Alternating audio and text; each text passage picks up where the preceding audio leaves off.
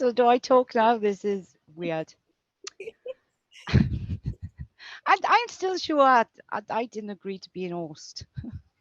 I swear I didn't. Anyways, I just want to say, first of all, a big massive thank you to Joanne for sorting everything out, and to Kerry for doing all the techie things. Apparently, I'm your host for today. I don't know how that came about, but yeah, I'm your host for today. Never done this before. Just going to wing it. Like everything else in life, you'll be fine. So, for those of you who don't know these beautiful souls on the screen, I'm going to ask each and every one in turn just to give a quick introduction of themselves. Me, I am Emma, and a bit of my background is anything soul is my thing, and I get really excited, and I'm trying not to be excited because I want to be professional for a change. But I woke up about 8 years ago, probably. I don't know. I don't even know how long anymore. And it was very apparent from the start that I could see past lives. In group meditations, everybody was seeing beautiful things, rainbows, unicorns, and I was seeing all these horrible things and feeling, and yeah, and I didn't understand why. But anyways, to cut a long story short, that progressed to soul retrieval and everything connected to soul. It's kind of who I am. It's not something I can switch off anymore, and I wouldn't want it to be switched off. So that's basically my background, and I am here. I've been sent here to clear up my mess from previous lives and to help the collective on a soul level. And that's basically why I'm here. It's a brief outline of who I am, like soul. I love soul. So, beautiful Kerry, I can see your face is on the big screen in front of me. Beautiful Kerry, would you like to introduce yourself? There we go, I'm unmuted. What did I say? My name's Kerry. I live in Scotland. What did I say? I'm little. I'm full of personality. Maybe sometimes it can be a bit annoying, like a annoying kid sometimes, but I mean it with love. So yeah, what else can I say? I like art. I paint. And I like special little machines called the Healy. So yeah, that's me. Thanks, Emma. Beautiful. Thank you so much. And beautiful Dan, who I had the pleasure of meeting last year for the first time in my life, and you just feel so family to me. Would you like to tell everybody who you are? Just a brief introduction. No, that's fine if you don't. If you don't, that's fine. Absolutely fine. I get it. This is like way out of my comfort zone. Joanne, it's your fault. Done. Hi everybody. My name's Dan. I hope what I'm saying is lip synced with my video because Thomas and I are in the same room and blah blah blah. So I suppose my, let's call it, weird journey started about 5 years ago with a bit of a health crisis, and then I got into energy healing and Alexander technique and ended up training in Alexander technique for 3 years. So I do some energy healing, and I also met Thomas about 3 years ago during the lockdowns, and we were learning Tantra together, and yeah, really hit it off. And we've ended up like forming this alchemy productions together. So we run guided meditations and cacao ceremonies and that kind of thing. So yeah, that's it pretty much. The only other thing I would say is that I've found the last 5 years totally amazing. It's been wonderful, and I wouldn't swap it for anything in the world, but I've come from a very kind of like sciencey engineering background, so it's been a really rough ride, and I still haven't figured out how to like reconcile. It's sometimes two very different worldviews, so that's still a work in progress. So these conversations, I think, will be very helpful for me to kind of see other people's perspectives and see how that fits in to how I currently see the universe, or don't. So that's it. Oh, beautiful. Thank you so much. And next, who I see on my screen is the beautiful Tomaz. Who again, I was very fortunate to meet last year in August. And yeah, I am just going to say you totally blew me away. And you know why. On the session I had with you, yeah, maybe that's a conversation for another day. Amazing. So would you like to introduce yourself to these beautiful souls here who are watching? Thank They're you so going to much. learn, hopefully. Thank you, Emma, and thank you, beautiful Joanne, because none of us probably would be here without Joanne pulling the magical strings and bringing us all together. Yes. Well, my journey started when I realized that I was a cosmic accident at a very young age. I keep saying to my mom, I'm a cosmic accident, and she still doesn't like it. I have been in the field, I was interested or have been interested in the field of consciousness for a very, very long time. Consciousness and anything to do with what can't be explained by the rational mind. And this is how I got to get involved a long time ago into Ayurveda, traditional Ayurvedic medicine, and everything surrounding the Vedic sciences, which links to consciousness and everything else with it. Vedic astrology, I never really felt I could connect with Western astrology for some reason, obvious reasons. Vedic astrology was like, okay, yes, that makes perfect sense. And in the last couple of years, I left my busy clinic in central London and I felt called to move to the remote countryside. And here we are in the middle of Cornwall somewhere, where it's really rainy and windy and cold, but we love the isolation. We live on the farm with the horses and the goats and the sheep. And it's been an incredible, really incredible, challenging, but an incredible journey.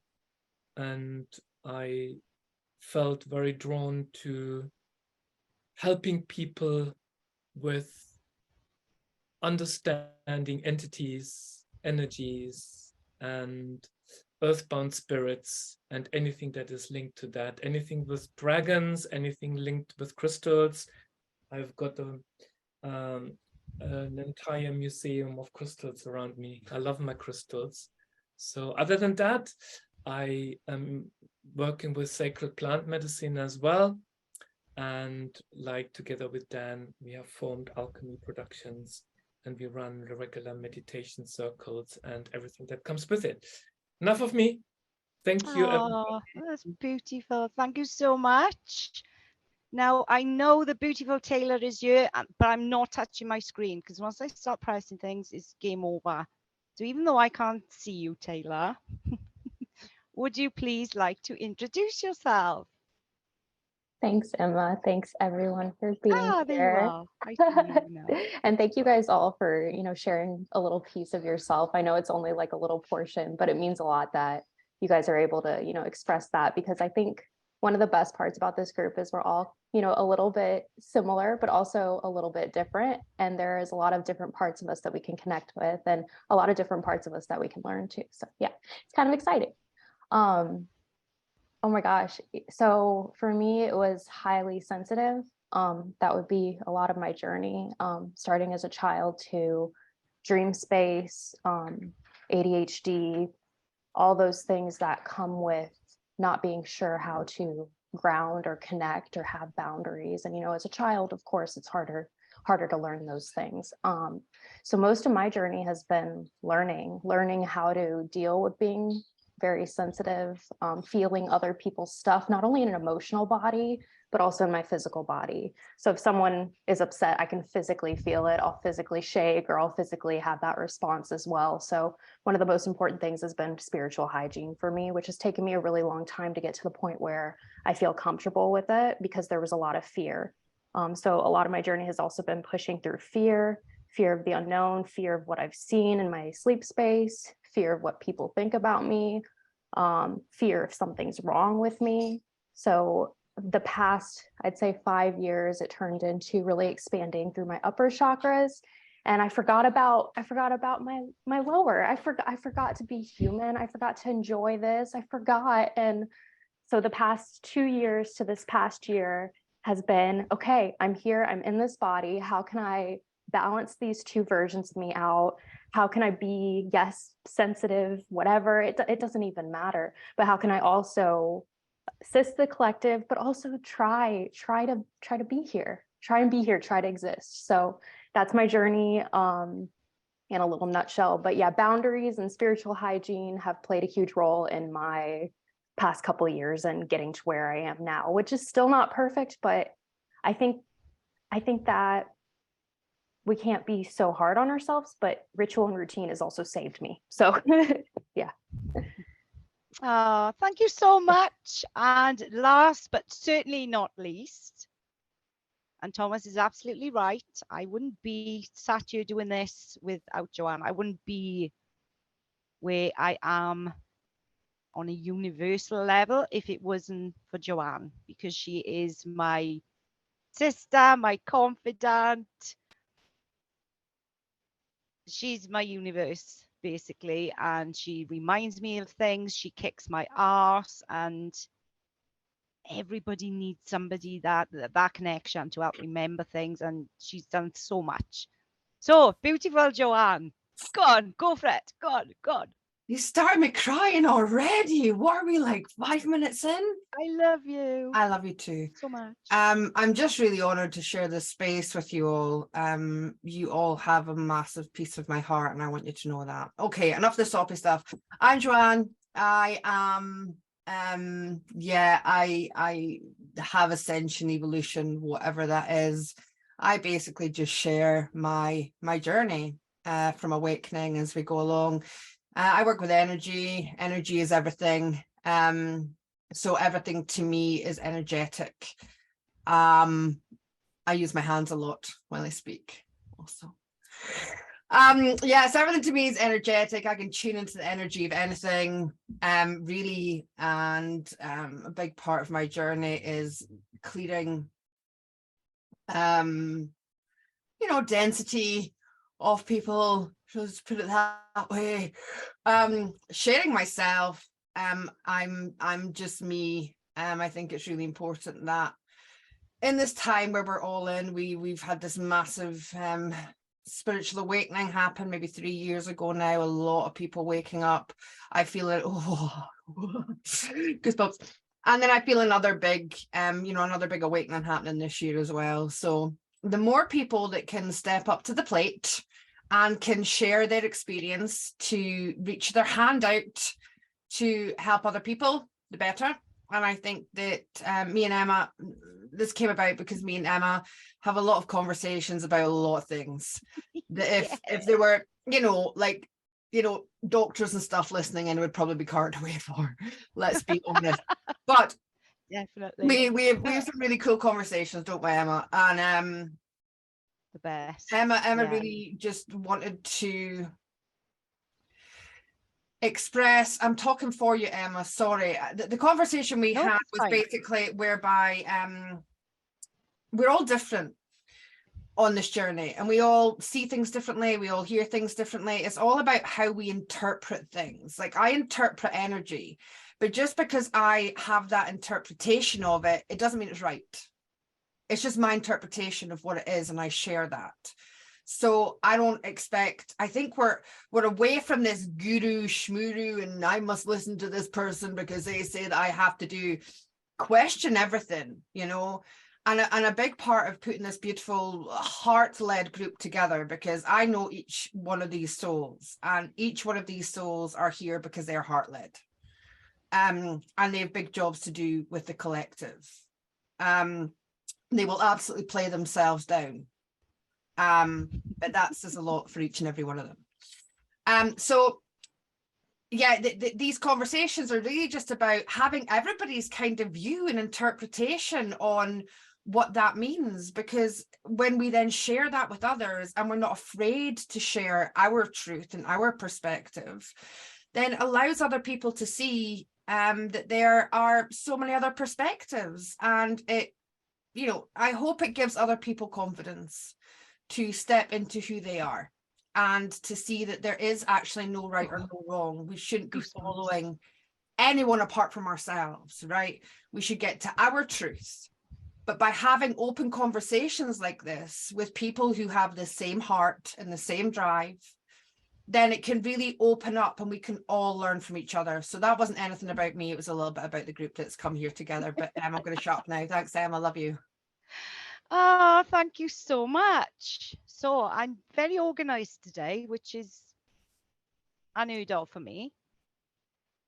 So I have got a list. See, I did it. It's 3:30 this morning of things I'm going to stick to. I'm going to be disciplined. So like Joanne said, I wanted this method in my madness actually as well, because I wanted to share what I think and what I feel, because it's going to be different for every single person, because my experiences and my past lives are going to be totally different to everybody else's, because right here, right now, I am me. Nobody else will ever be me right here, right now. It's me. So I wanted to give people the opportunity to take something from everybody, because I've got a feeling that we're going to have like totally different opinions, experiences, just because of who we are on a soul level. Some of us might be really old souls, which have reincarnated for a long, long time. Some of us might be newer souls, which makes it slightly harder to understand, if that makes sense, because you may not have experienced so many past lives and so many lessons. So I'm going to try and explain my way. And this is called Emma's Idiot Guide. It's the idiot guide for me. Don't look at me like that. It's the idiot guide for me. And I'm not offended by that word, because I really wish I had, you know, like a dummy guide, which told me, because we have to learn these things for ourselves, and we have to journey through what we feel is right for our soul. We have to find it ourselves. So I've created this list, Emma's Idiot Guide, and it's awesome. I love it. I hope nobody is offended by the word idiot. Please don't be, because that's for me, my idiot guide, not for anybody else. It's for me. So here we go. I'm going to start at the very basics.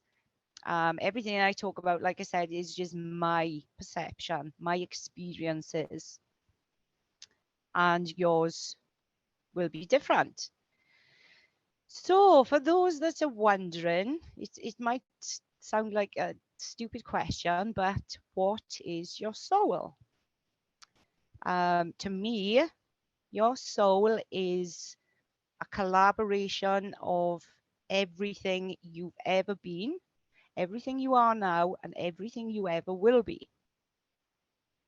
When I see a soul, I can see it energetically, or I'll see it as a person in a past life. But a soul to me is your life essence, it's your life force, it's your driving force when we are you. Your soul is inside you. We got this human body, but your soul is inside you. That's your driving force. You couldn't live without the soul. You just couldn't. So that's my explanation as to what your soul is. It is infinite. You cannot destroy it. Never, ever, ever. You can't destroy your soul. It's energy. It's a consciousness. And how can I explain this? A soul has no beginning and no end, because it is infinite. It's like space dust, beautifulness, different colors. Each soul is unique to me. They look different, they feel different, they vibrate different. No two souls are ever, ever, ever exactly the same. Not in my experience. What else can I say about seeing the souls? I see the soul signatures. So when I'm doing soul retrieval work, I know which soul piece to take. I'm just going to mention something really quick because I don't want to confuse people. When I say soul signature, when we are created, whether you think we're created by a consciousness, Allah, God, you know, whatever your religion is, doesn't matter, but we're created by something, you know, we understand is our creator. So when you're first created, you have a soul, obviously. And this, your very first creation, when you were born, will have a certain soul signature. I got major goosebumps, excuse me. So you have a main signature, and this main signature is the beginning of your existence. With that soul signature, you can connect into everything, and I mean everything. Once you know your soul signature, stop. I'm getting electrocuted. You can connect into everything with your main. I don't use the proper words. I don't know. Is it oversoul, monad? I don't know. But your main, your first ever highest higher self. That's your main soul signature. What happens is that main soul will fractal down over time. I'm fortunate enough to know who I am, where I come from, quite a few of my past lives. And what happens is your main soul signature is going to say, right, we're going to play a game now. We're going to go to Earth because this is how I see it. It's like a game to them. Do you know what I mean? Because they're way too busy. Your main soul signature is way too busy doing other awesome stuff. So they basically say, right, we're going to send Emma to Earth because she's had a few past lives that she needs to put right and sort her shit out. This is what they do. And they send me.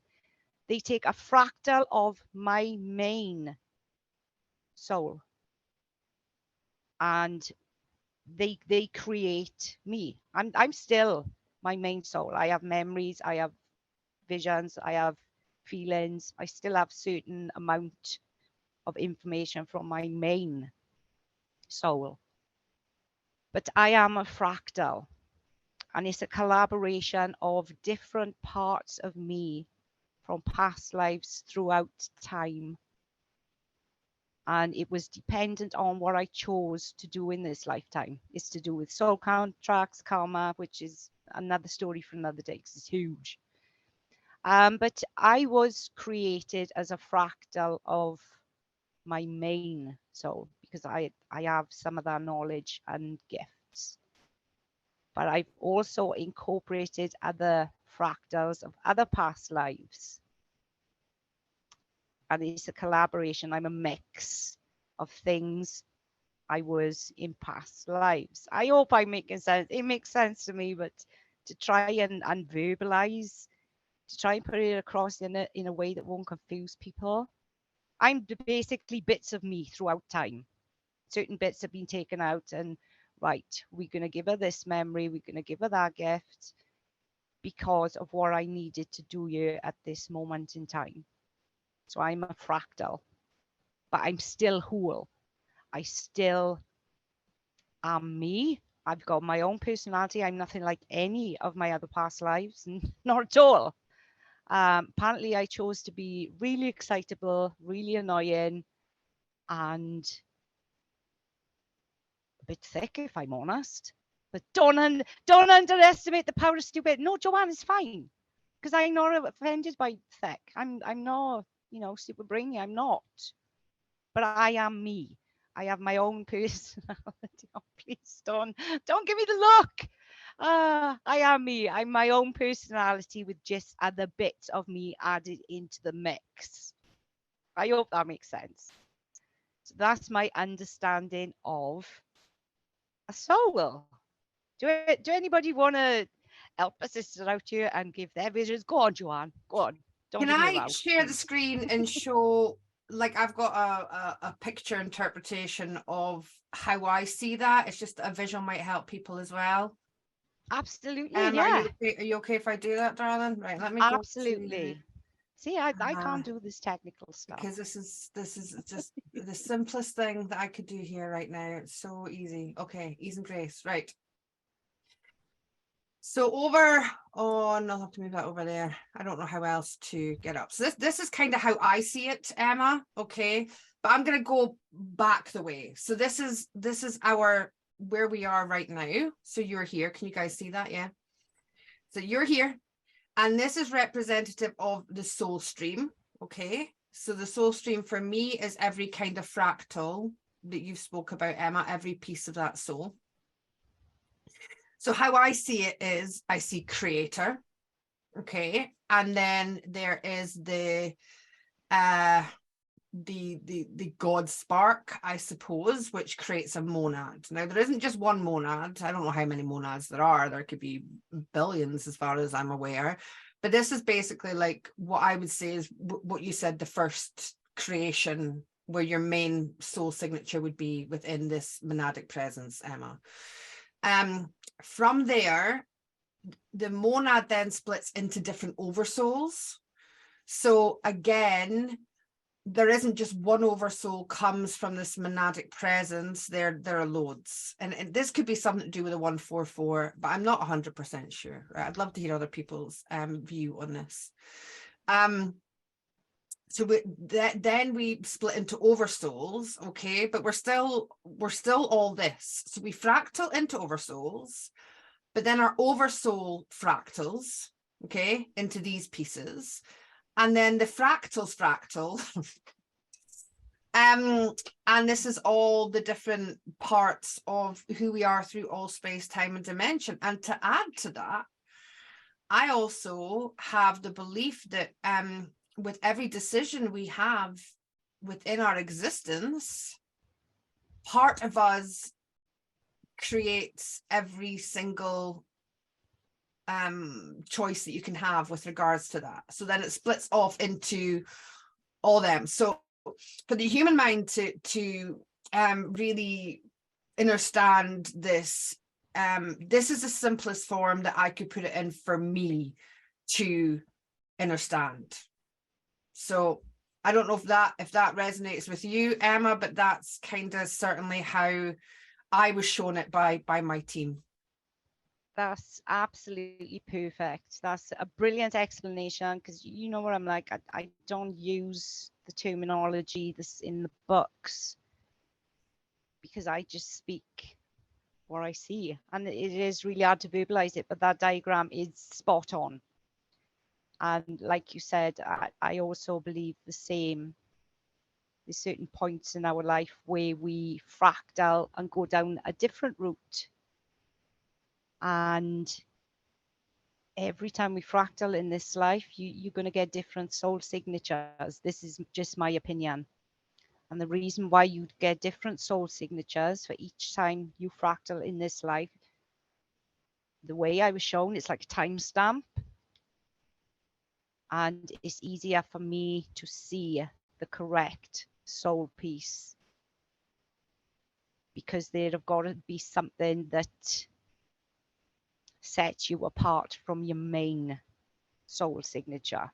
Because when we're here, we can have millions of different soul signatures, but it's just a timestamp, so that when you go back home, you know, it's like a record, a log, and you sit down and you were assessed over what you've done, and they will pull up these different soul signature pieces. It's just like, so they can locate you at a certain point in time, so that people can help at a certain point in time. I hope that makes sense. It does, Emma. Sorry, I don't think you've seen Dan. Dan, you had your hand up. Do you have a question there? There's also a question in the chat about that. If I Oh, may, right, okay. After Dan's asked this question.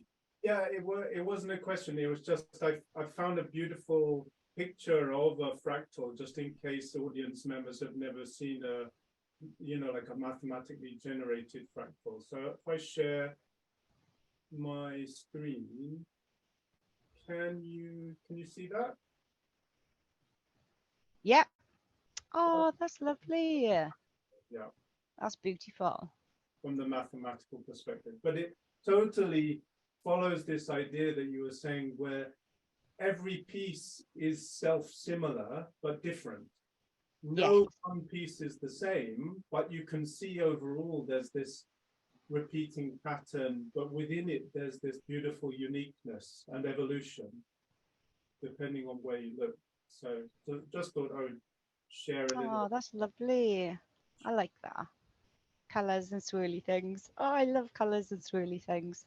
Thank you so much. All right. Was there a question, did you say, Joanne? Yeah, so we have a question from, just in case anybody's watching this later on, this is streaming first live within my Patreon community, just in case anybody thinks it's live and then they put questions in, because we're going to be sharing this to everybody's subsequent channels. So there's a question here from Ashley. Do we carry the same fractals in each incarnation? No. No. For I got major goosebumps. No. For me, my belief is the same fractal will never come here more than once, because when we come here, it's for our soul expansion. It's to do with the lessons, the things that you want to achieve in a certain life. So it wouldn't make sense to send an exact fractal. That just wouldn't happen. In my opinion, it's bits of everything, because it's depending on the lessons that you want to learn. Because our souls come here to expand, to learn, to put things right, to redo lessons from karma and everything else. So it's going to be a collaboration based on your past lives, based on your karmic debt that needs to be repaid. There's going to be bits of your fractals, certain bits, to form a new one. So yeah, my answer to that is I don't believe that, no, that wouldn't happen, in my opinion. That's just my opinion. I hope that answered that. Right, so next on my list, what causes soul loss? Right, Sorry, so I'm just going to interject a little second. What do you mean by soul loss? Because if I was watching this, I wouldn't know what that meant. Right, so I believe that everyone on this planet is not completely whole, because if your soul was whole, you wouldn't have any lessons to learn. You wouldn't experience anything new. So there would be no point in you coming here. Soul loss is, the only way I can describe it is when you feel incomplete. When we come here, we are wiped clean. So we have no knowledge of who we are. We have no knowledge of anything for the majority of people. You know, a lot of our memories are wiped, because it's a game, and you're meant to discover these things for yourself. When you have a higher awareness, at a higher consciousness, you begin to see and feel things. You notice everything, signals, signs. But soul loss is parts of you that are missing when you come here, because you come here to reclaim those. Okay, so I'm going to ask another question then. How does that happen? How does it happen? Right, soul loss. It can be a multitude of things, especially if we're children. Again, I'm just talking on the earth plane, nowhere else, just the earth plane when we come here. When we are children, we can lose soul pieces easily because we're not of an understanding of certain situations in life because we're still learning. So you could lose a soul piece just by a pet being hurt. You could lose a soul piece. You know, if you had a fear of clowns and you were a child, that would be so traumatic to that child. A soul piece, it would fractal and it would go home.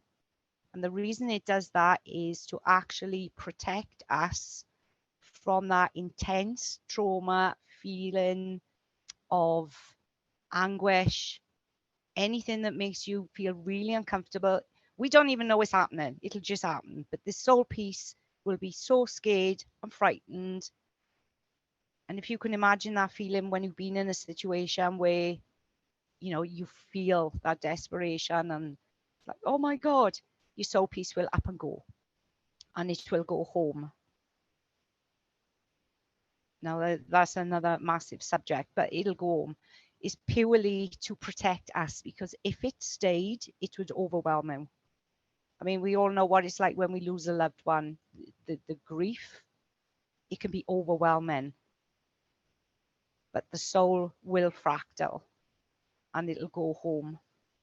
And it is it's an amazing design because it'll take some of the pain, anguish, despair, sadness, depression, whatever it is. It'll take a chunk of that and it'll go home. And it will not return on its own until you've processed those emotions, you've processed those feelings, and then it'll come back automatically in this life. If you're aware enough to see cycles, lessons that I'm pretty sure most of us have had throughout our lives in one way or another, toxic cycles, the chances are you've lost soul pieces.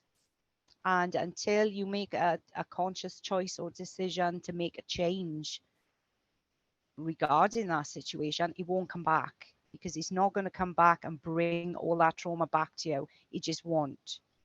And in my opinion, is really wrong to force soul pieces back. That's something I will never do. I will never force a soul piece back.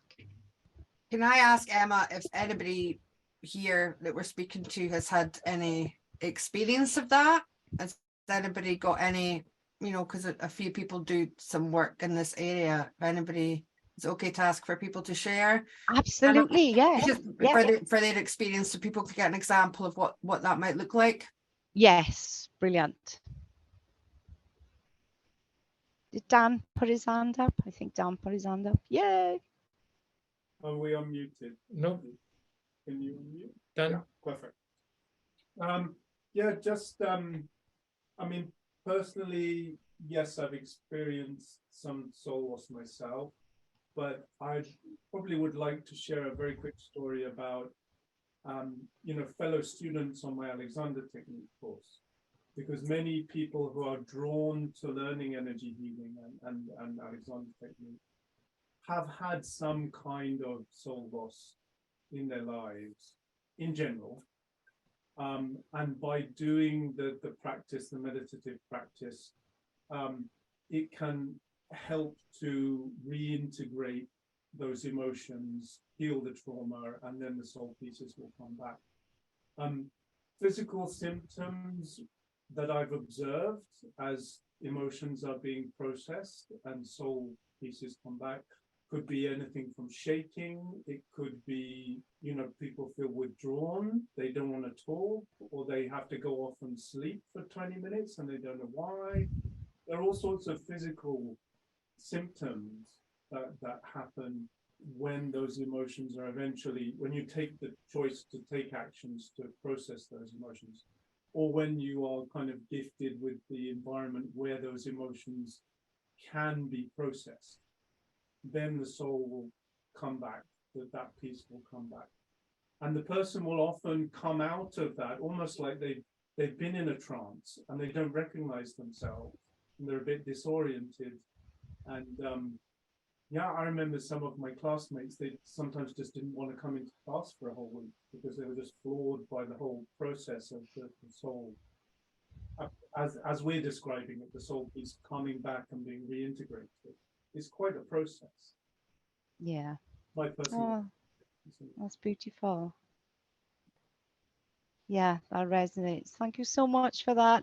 I can only see Joanne, Dan, and Thomas, so I don't know if Kerry or Okay, yeah, Taylor Kerry, wants. yeah, I think everybody say wants to anything. share. So we'll go to Kerry. Yeah, I had an amazing experience with the beautiful Joanne on our trip to Edinburgh. What had happened previously is that I had a dream 2 years prior, and I was in Edinburgh. I was on the Royal Mile, and there was certain things that I could remember from this dream that were really important. So we ended up in Edinburgh, and we were on the Royal Mile, and we were walking back, and I'm like, something feels really familiar. Like I couldn't get my head around it, and I knew it was connected to my mum, because in the dream 2 years prior, I was trying to get to my mum, but in between that dream, my mum passed away. So in like on this earth plane, in this life sort of thing. So I knew it was a connection to my mum, and there was a soul piece that I needed to collect within that Royal Mile. So we spent, I don't know, how long was it? I was like, why is it? Why is it? I was touching walls. I was like, why is it? I was hugging walls. I was like sitting with trees. I was looking at I don't know, the slabs on the ground, and I was like, why is it? Why is it? I just couldn't get it. I just couldn't get it.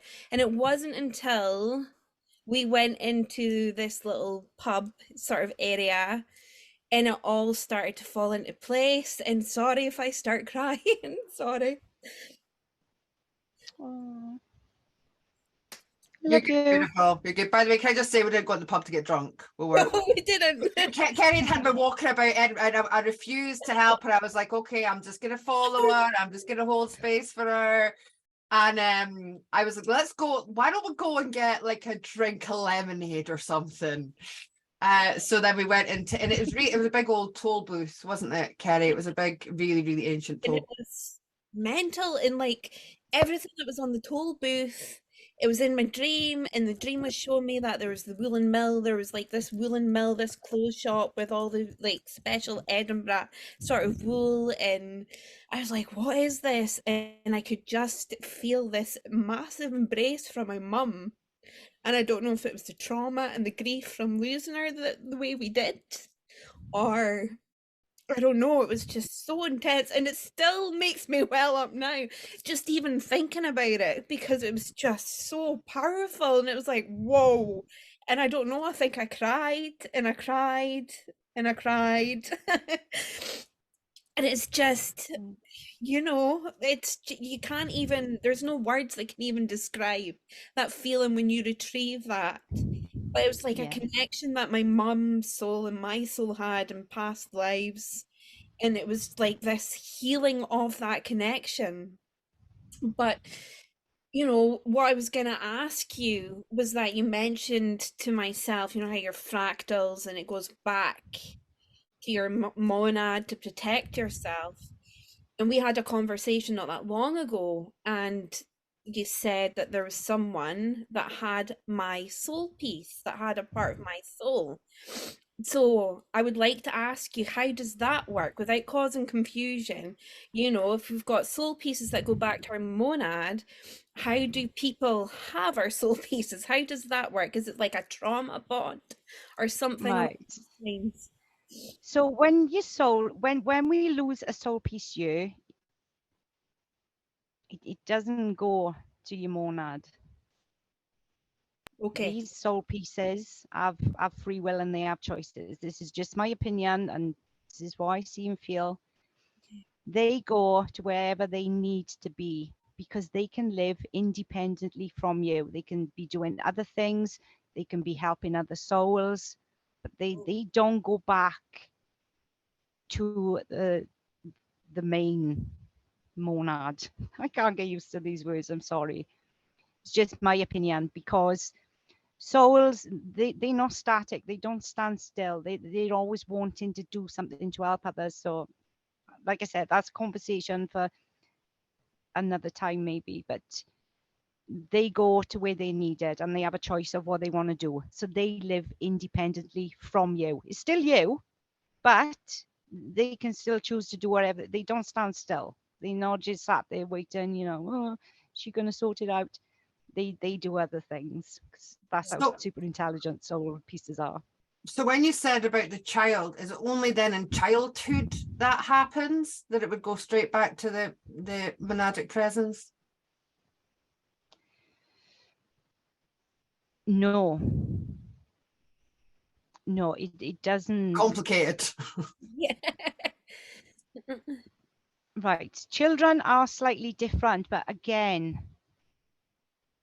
it doesn't really matter the age, but they go to where they choose to go because they have free will. They're not going to go straight back to your monad and just sit there and do whatever your main monad is doing, because there's so many fractals of you and they're all doing, this is getting confusing for people I know, but they're all doing different things.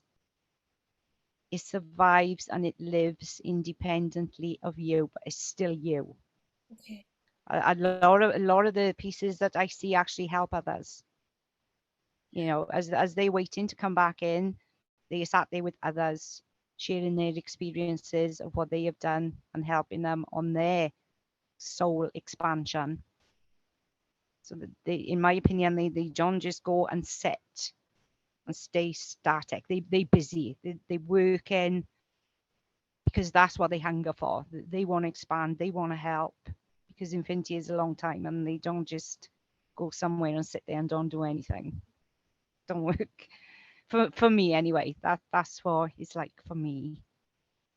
What was the other question? Sorry, Kerry I'm asked? interrupting again, Emma. Did Taylor, you wanted to share an experience? Yeah. Kerry, did you want to add anything? It looked. Are you sure? Oh, the soul theft. Oh, I'll explain that after you've spoken, No, Taylor. I think No, actually go on, it's fine. it might mirror. So maybe there might be a bridge in some way too. Actually, Emma, you gave me huge clarity on something that actually might have happened to me last year.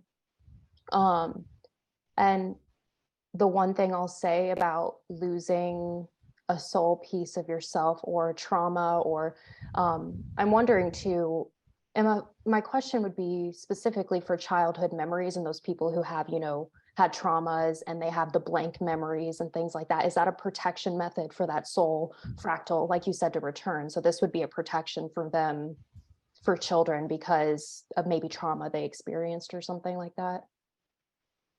I got goosebumps. My understanding is when we have periods of memory loss or forgetfulness, that is our conscious decision here to totally block that situation out. We make a conscious decision. Oh, I don't want to think of that. And you kind of disassociate yourself from that. And it might be 50, 60 years before it'll come back to you at some point. But it will always come back because that's your soul speaking to you and saying, can you please heal this? Because I want to come back. You know, something will trigger eventually that memory that you repressed. It will come up, because that would have been one of the reasons why you came here, is to experience that and to change how you respond or react to that situation, especially if you've gone through it in a previous lifetime, because you want to make a difference. You want to experience a different way of dealing with it. So when we have gaps in memory, to me, that is our decision. Because I've had times where I've sat here and I've had a memory from 30 years ago. And I'm like, can't even remember that. But it'll just come out of the blue from nowhere. And I instantly know, right, I've got to fix that. I've got to put it right, because it comes up for a reason. And your soul will actually speak to you. I mean, any thought that comes in, any feeling, that's your soul saying, you know, can you fix me? Can you sort me out? Because I just want to come home. And they will. Once you've dealt with it, they'll fly back in. But we do tend to lose a lot as children. And again, it's just part of the game. I call it a game because that's what I see it as. It's just, if you can look at it as a game, it doesn't seem so traumatic, because you can understand and appreciate that it's just your soul learning. It's making a different choice. And it's about that expansion, that soul expansion, really tuning into who you are and feeling good enough within yourself to be able to manage, you know, the depression or the grief, whatever it may be, to totally manage that and come out the other side, and you're fine with it, you're good with it, you feel it. And that soul piece will just fly back in. It's automatic. It's boo. You know, there is healing, you know, an acknowledgement to those situations that need to be processed by yourself. Yeah. Because nobody can do these things for you. It has to come from you, because that's why we came. It would be too easy if everybody could fix everybody else, but it's the same for everyone on this planet. We have to do the work ourselves, because nobody's coming to save us.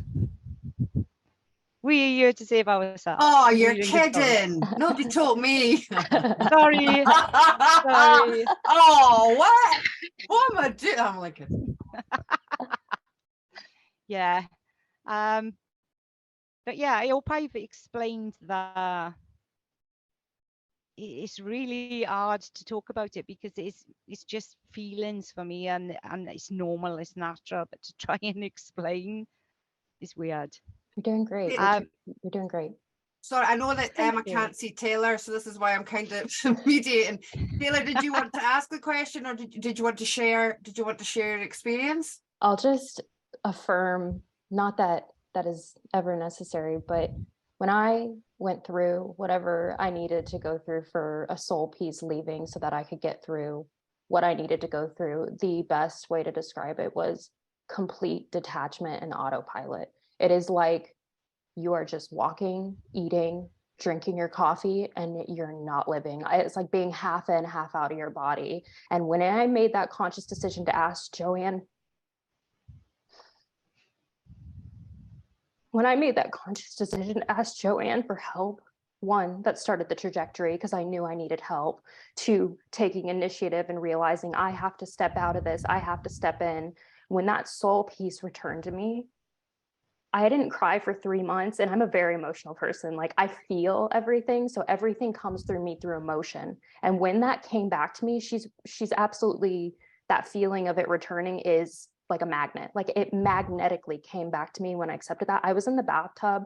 I remember, like, there's a memory of crying. I cried for like 3 days.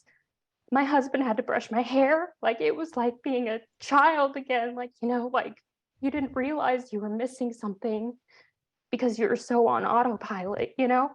And like, it changes your life. Like, I had it, but it was so beautiful because I have that lesson, right? So I see this, and now I can put it into other things in my life. Oh, this is what I need to do whenever I go into autopilot, or I try and escape, or I get too into detachment versus neutrality. It's all about balancing it and using those tools.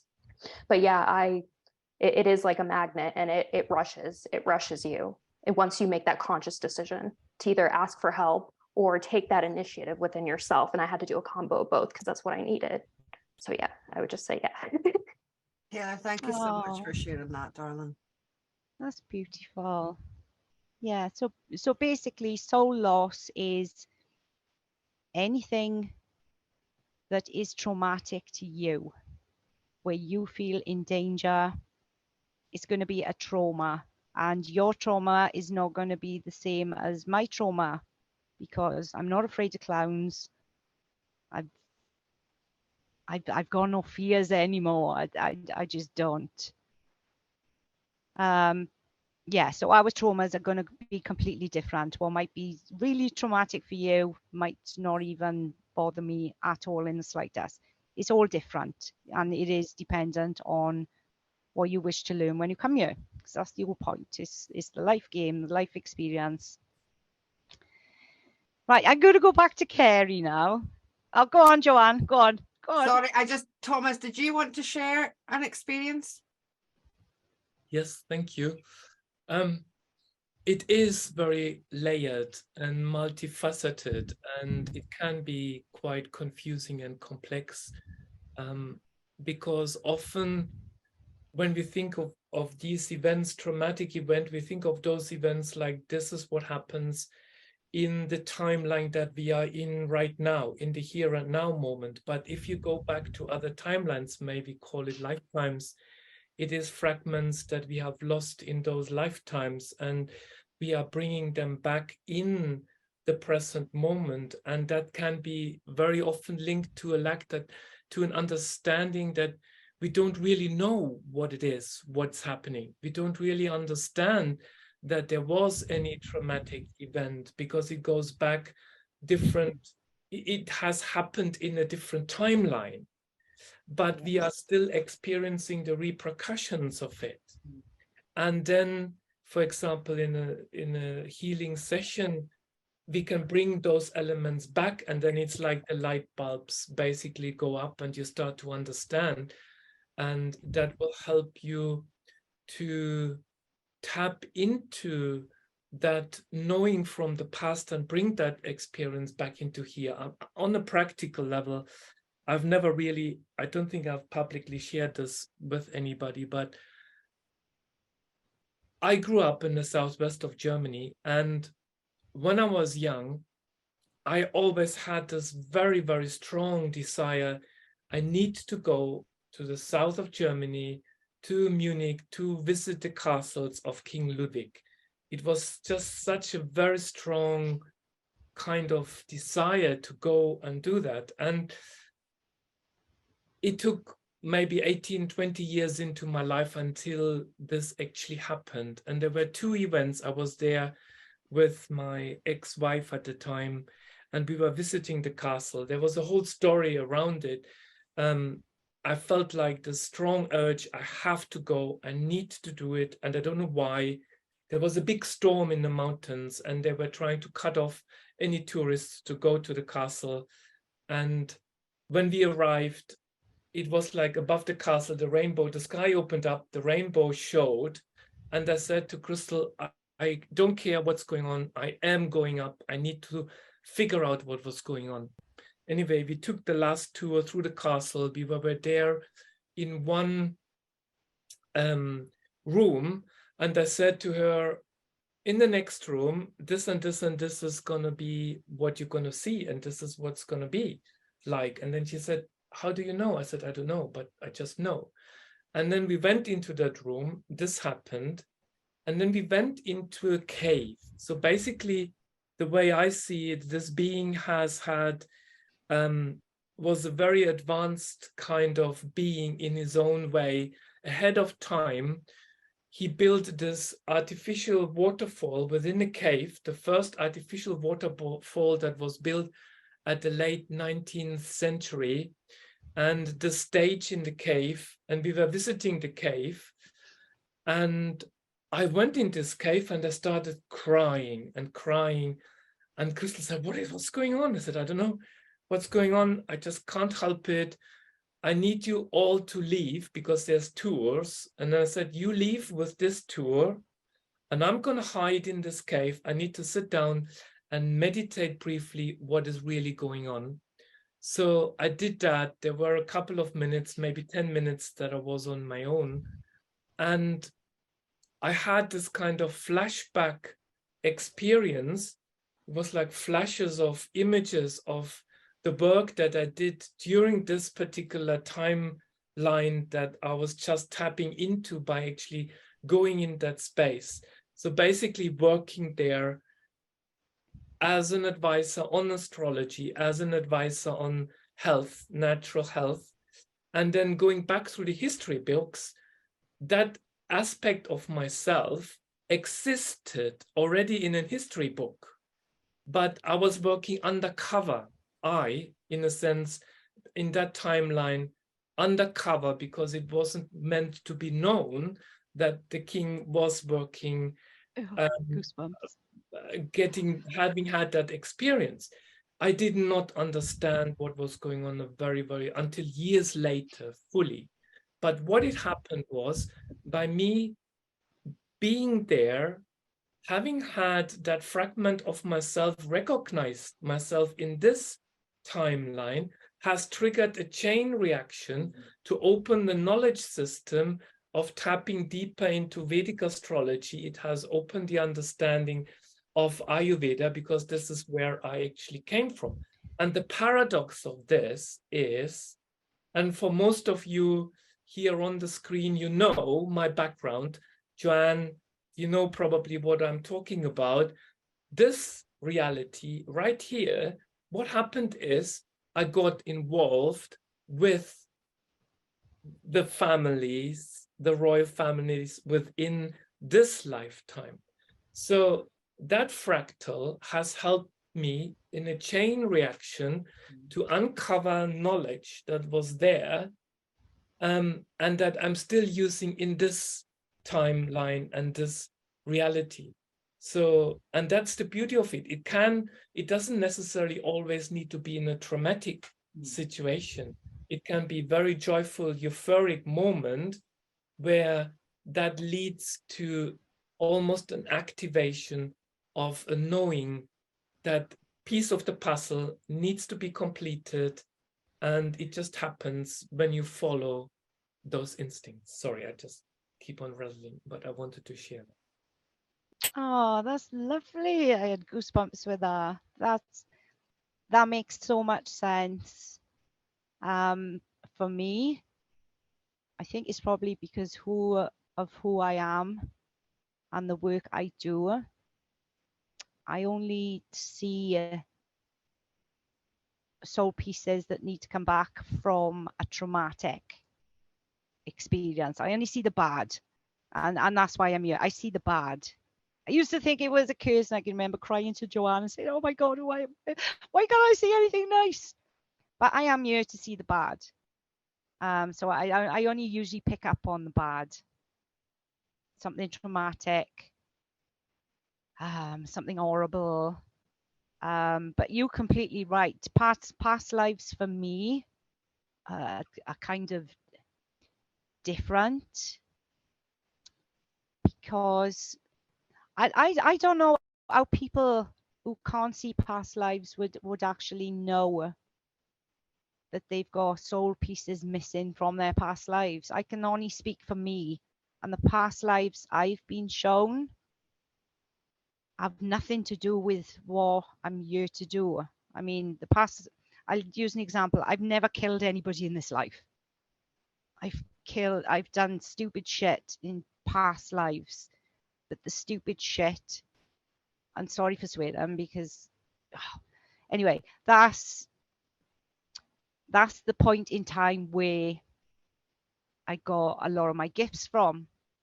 I misused a lot of gifts, we're talking thousands of years ago, and I did a lot of bad shit. And it's only now I'm putting that right, because obviously they thought, or they knew I was going to be at a level where I could understand and process a past life. And that was really hard for me and uncomfortable. I remember seeing my first one and these atrocious, shitty things I was doing, and I was like, no, that can't be me. And I can remember saying to Joanne, why would I do that? Why would I do that? And Joanne explained, well, that's where we learn our greatest lessons from. That's where we gain most of our awesome gifts from, because we may have used it for bad in the past, but now we're using it for good. And when I see my past lives, they few and far between. You know, I don't get special anything just because I do what I do. I'm the same as everybody else. I only get shown past lives at a certain point in time to retrieve my soul piece and put things right. So I'm hoping that makes sense, because for me it's natural to look at a person and I will see your past life, or I will see who you are. And it's a split second, and that's with everybody. It's something I don't ask for. It's something I can't switch off.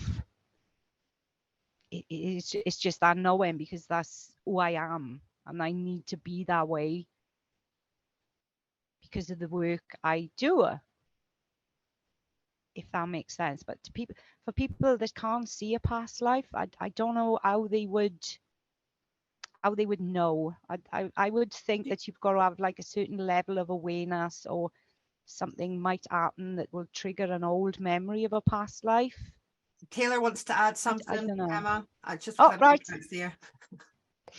Yeah, Emma, since you're a seer and you automatically see that, you know, that's your natural state. That's how you are. But for me, I'm a feeler. So following that feeling that Thomas had, or like Kerry had, where you had to be there, like, why do I have to be there? And that feeling and that emotion that comes with that, I think that's how people can know without, you know, without seeing too. But on top of it, I really like what you said, that everything is unique to them too. I love that you said that even with their traumas, it's unique to you. Something that's traumatic to me is probably not traumatic to, you know, you guys. And that's absolutely beautiful too. But I would just say, like, that feeling and that perfect timing of knowing you have to follow those feelings and those breadcrumbs. That's how those who don't see like you, maybe that's how they can navigate finding their little pieces of themselves, even though they're whole. But, you know, like you said, the game. Yeah. That's beautifully put, because I'm learning as much as everybody else. You know, people don't tend to talk about what they see, what they do, what they feel. And I'm always interested, because I still assume that everybody's like me. You know, that's my human brain. I assume that everybody is like me. Everybody hears voices, see things, and that's not the case. But yeah, I totally get what you're saying. That is so cool. And that's what makes us different. We're all going to experience different things and feel different things, even though we're all like so much alike, you wouldn't believe. We are still all completely different because of our past lives and our soul experience. I think, yeah, that's beautiful. Thank you so much. Emma, I know we could like talk all day. I think we might have to do a part 2 of soul pieces, because I think I feel we've really only scratched the surface with this. And I think because we have you know, beautiful people on this within the circle, all of us have these things to share within these spaces. So I'm wondering if what we can do just now, Emma, is just go through some of the questions that's maybe come up in the chat. Yeah. And then we can round this up. See what I did there? Circle, round it up. Did you see that? Yay, Like that, Dan. dun, Like that. dun, dun, dun, dun. And then we can. So our plan, as a sixth is to every month have somebody else host a topic, so that we all have a turn. But I really feel that this is something that we should come back to also, because you guys feel that as well, because I feel that we really only have scratched the surface. I'm going to go through some of the questions then, if that's okay. I'm just doing that because I know Emma can't see the chat. So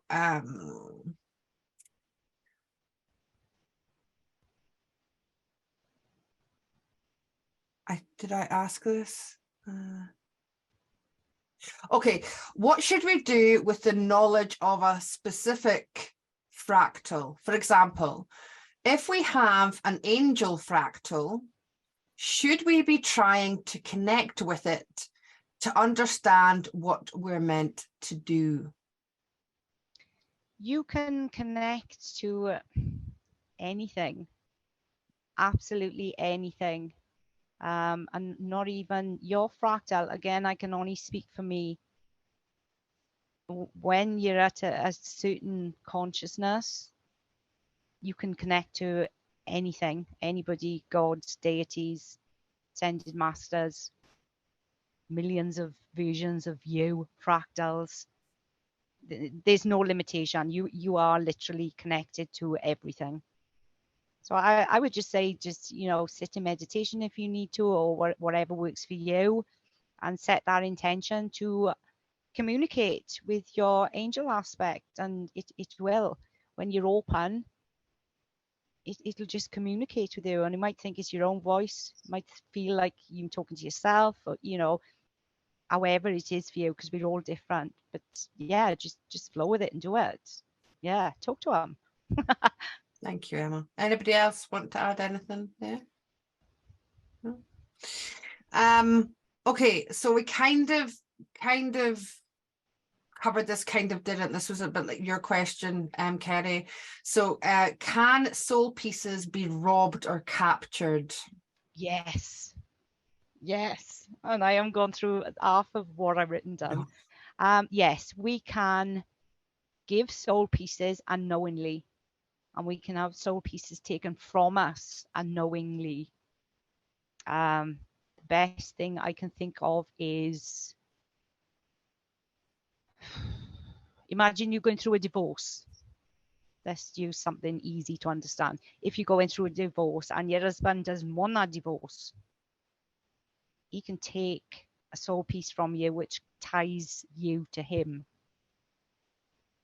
And it could be because if you are open and you're vulnerable, you will allow that soul piece to go. Okay, that's what I was going to ask. Can they just take it without your consent somehow? Like, surely that has to be some kind of soul agreement. It can be a soul agreement, but it's usually when you give your power away, when you're at a vulnerable position in time. So if you're in an abusive relationship, you're vulnerable. Any kind of abuse, you're vulnerable. And you don't even know that you're doing it. But it's that longing that you might love a certain person, but they're treating you like shit. You want to keep that person and you want them to change. You can give them a piece of your soul, or they can take. I hope I'm explaining that right, but it's a real thing. It happens. I don't want anybody to have any fear with regards to that. Oh, no, there's Emma, no. So I'm just like from where I am, I see that as something that would have already been contracted, because your soul will have agreed for that to be done, so that most likely somewhere along the line you can then learn that mistake, that's not call it mistake, I don't like the word mistakes. You can learn that lesson so that piece can come back to you. Would that be a fair thing to say? Absolutely. That is spot on, because when your soul feels uncomfortable, it will just up and go. Or if you're vulnerable and you've given your power away to a person, they can literally take a soul piece. And that's a huge conversation again, but it is a real thing. Yeah. And it's just part of the game. And when you realize that, right, this is not serving me, I'm feeling crap, you know, this situation I've been going on in a cycle for the last 40 years. When you make a change and you see it for what it is, when you see that situation from outside the box, because it's quite hard when you're in that, you know, time, your soul piece will come back. And that's just the name of the game. It's all about just learning, experience. So there's nothing, don't be thinking, oh my God, somebody's going to take my soul piece. No, it has to be, it's usually intimate. It's an intimate love. It's like a love-hate connection. There's a fine line. But it's experience, it's learning. I've got a question. So let me think about how to word it. Would you say then, if in a lifetime where you've experienced just the same example to make it simple, right? With a person, could perhaps the reason for them having piece of your soul piece be because there's going to be a reincarnation process whereby you've agreed to perhaps flip the script, and it keeps you connected somehow to be able to pull you back together in the following lifetime. This is just kind of what I'm seeing. Almost like threads of connection. So, you know, you can have soul connection with somebody. Is that soul connection because they have a piece of your soul? Is that soul connection because, you know, you're from the same kind of monadic presence? Like, that's got to be part of it, right? Absolutely, absolutely. And I know this to be true because when I see past lives, there's usually, more often than not, somebody has got your soul piece or you've taken somebody else's. And that's a different conversation again, because you've actually got to negotiate those soul pieces to come back. You can't just take it off the person that have got it. That would be like, oh no. They stole it from me and still. Yeah, but that's really detrimental. Again, that's, you've got to negotiate in certain different things you've got to do. But yeah, it can stem from past lives, and it might not even be from your last 5 past lives. This could be from an ancient past life. But it may be only now at this moment in time you're ready to face that and to experience that. So it doesn't have to be from your very last past life. It can span over, you know, generations. That makes sense. Thank you, Emma. I think there's only one more question, and then there's a little comment, pardon me, that I'd like to read. So, where is it? Can you lose part? Can you lose a part? So can you lose a soul piece when you're in the womb?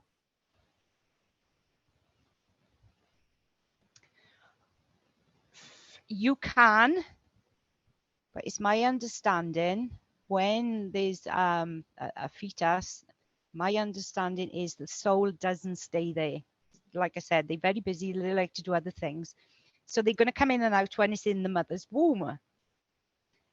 But you can actually have an unborn soul fractal within you if you miscarriage, because that soul has come in at the time of birth. And I major goosebumps. My understanding is sometimes souls change their mind. They like, whoa, I'm not ready for this. I'm just going to go back home. And again, you would have written this in your soul contract. How do you deal with that loss? Because that's huge. You would have wanted to experience that at some point. They would have made an agreement with, you know, the unborn soul. So that's what I would say on that. I don't believe that souls are there all the time. You don't feel babies move all the time. They kind of pop in and out. That's my understanding. You know? Anybody got anything they would like to add to that?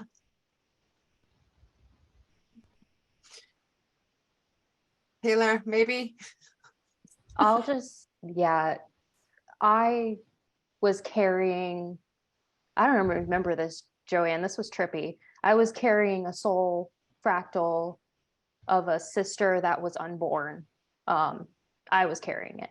So I think that the fact is that, and not even a fact because we're open and expansive, but the part of this is, I think I almost think we need a second one, because I also have questions about higher dimensional beings, fractaling and things like that. So yes, I think there's a lot of complexity and layers to this, but yeah, that's all I'm saying is, I think that, Emma, that just resonated with me. That's all. I'm just going to affirm that resonated with me, I guess.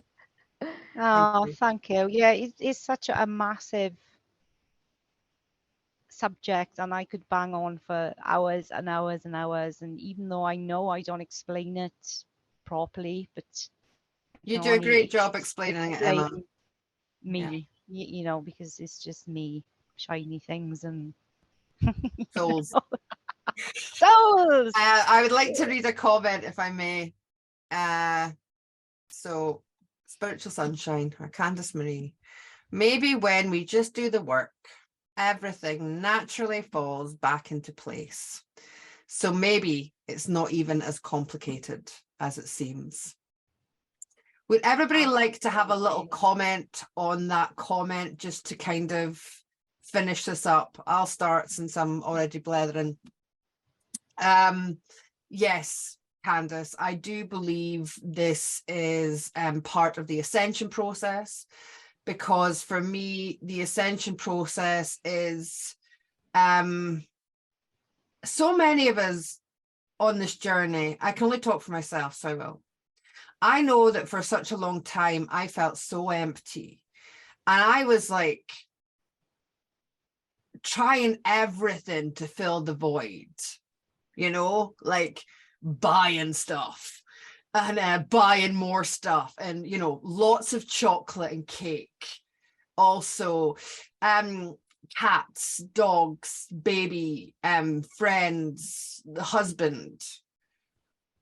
And nothing ever satisfied that appetite. Nothing ever actually filled that void, no matter how much I tried to stuff in it, right? However, when I started doing the work, and I think a lot of that is about loving yourself, when you start doing the work, right? I think we almost need like a video about the work, right? Like, what is the work? But as I started loving myself, and as I started looking at all the friggin', you know, stuff that I'd done within this lifetime, and forgiving, I was always very good at forgiving other people. I've never really been wanting to hold a grudge, so that was very easy for me. It was very hard to forgive myself, looking back, for a lot of the decisions I made. And I feel that as I did that, these pieces of me that I'd fractured along my journey within this lifetime did come back. And that's what's allowed me to have the feeling of I don't have to search anymore to fill that void. Like, I was the void. It was always me that I was looking for, you know, and it's all these just different pieces that I left of myself along the way, were the choices that I made in life that I thought were the great choices at the time, right? But looking back, I'm like, well, that was questionable. That was questionable. But I learned from them all, and I wouldn't change a thing. So I just wanted to add that in there with regards. That's my tuppence worth. Oh, that's lovely. Yeah, I agree. It's when you do the work, when you do the healing, you know, heal thyself first. If you've got any illnesses, a lot of awakened souls, they awaken after a period of illnesses. If you were depressed, or you're upset, or you're sad, ask yourself why. There's a reason why. If you don't know what that reason is, you know, that's usually a trigger that there's a soul piece missing. But when you do the healing and you do the inner work, and you see toxic cycles, you see reoccurring themes in your life that are not necessarily good, when you see those things, it just becomes a hell of a lot easier. And that's the name of the game, is just seeing the cycles, healing yourself, and just seeing yourself, your true self, how you come across to others, how you treat others. That was one of the hardest things for me, is to look at myself, all the bad things I might have done in this life, you know, and like Joanne, forgiving myself for being such an idiot, for doing stupid things, which I chose to do at that time. And that's what it's about. Forgive yourself. You've learned from that. You're not going to do that stupid shit again. You're going to move on. And it just snowballs. It becomes so much easier. And it's the life game. It's the soul expansion. And that's why we're here. It's just for our soul to learn, experience, and to be at that state of consciousness where we will know straight away when your soul speaks to you, look, this is something wrong, or you feel ill, you will just know. You'll know, it's automatic. You'll know what to do. That's the only way I can explain it. It's just a knowing, doing the work. Thank you, Emma. Will we have some final words from everyone? Dan? Yeah, I've found this so interesting, this discussion. And I wanted to thank you, Joanne, for sharing how you've had to forgive yourself, because I think that's something that I certainly am not very good at, and could potentially explore further. Let's just put it that way. I wanted to point out what I see as such an interesting paradox. You know, we're here on this channel talking to each other about the work and doing the work and healing and all of that. And it's very easy to fall into the trap of thinking that we have to do the work, because there is no good, there is no bad, there is just everything. And that's the whole point of free will, I think, is you can choose to do the work or not do the work. And if you don't do the work, you'll come round in another lifetime, another fractal, and you'll be doing it until you're not doing the work again. And that's the whole game, and that's what's so fun, and so not fun, and so horrific, and so joyous. It's like, goes on forever. There is no end to this. Yeah, so I'm gonna just keep on doing the work and not doing the work. So thank you very much. Oh, thank you, Dan. Thank you for that beautiful share. So relevant. Tomaz. Yeah, basically adding on to what Dan indicated is we can get lost in the doing, and we can get lost in looking for certain things. Oh, I need to see this, I need to wake up to this, you know, like it's not so much about doing, it's about the being. So because within the being comes the seeing, and from the seeing comes the doing.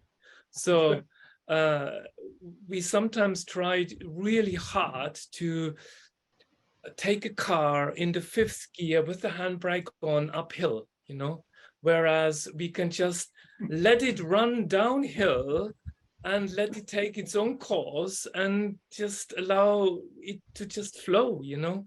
And I say that to myself because I have the tendency to forget the fun side of it. But it's getting better because we are working with our air dragon, and she has been